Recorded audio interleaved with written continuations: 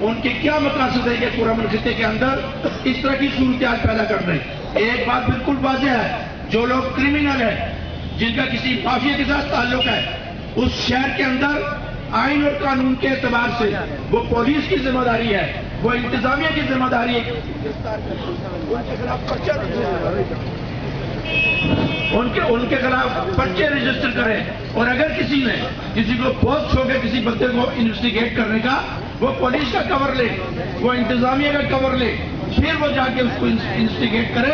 ये सवाब नहीं है, ये बलोचिस्तान नहीं है, ये कराची नहीं है, ये आजाद कश्मीर का खित्ता है। यहाँ के पुरअमन फिजा को जो लोग खराब कर रहे हैं, मेरी उनसे दरखास्त है, मैं उनको ये कहूंगा कि इस मामले को आप ठीक करें और जो लोग बेगुनाह हैं उनको फौरी तौर पर रहा किया जाए। और अगर उनके खिलाफ कोई एलिगेशन है, ये कोई तुक नहीं बनती। ये कौन सा कानून और ज़ाब्ता और कायदा है कि आप नौजवानों को 18 साल 19 साल के 20 साल के बच्चों को आप उठा के ले गए, पुलिस को पता नहीं, इंतजामिया को इल्म नहीं। और ये तो प्रॉब्लम सारी इंतजामिया के लिए पैदा हो रही है। हम तो कहते हैं कि पुलिस इंतजामिया शहरियों की इज्जत जानों की बेटियां, इस शहर की बेटियां रोडों पर निकलने पर मजबूर हुई। तहसीलदार साहब गौर से सुने, आज रियासत इस शहर की बेटियां रोड पर निकलने पर मजबूर हुई। हम सुनते आए कि एक औरत की पुकार पे अरब से मोहम्मद बिन कासम उठाया।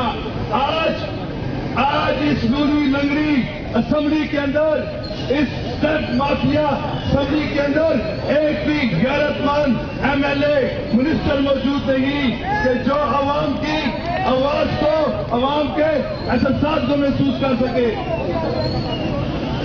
मैं तिलावत कुरान पाक के लिए इश्तियाक भी से गुजारिश करूंगा कि वो तिलावत पेश करें। औज़ु बिल्लाहि मिनश शैतानिर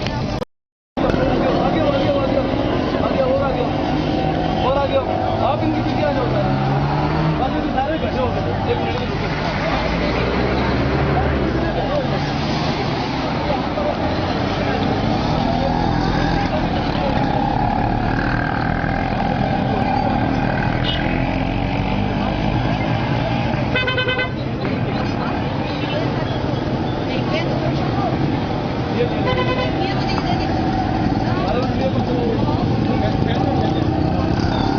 चलो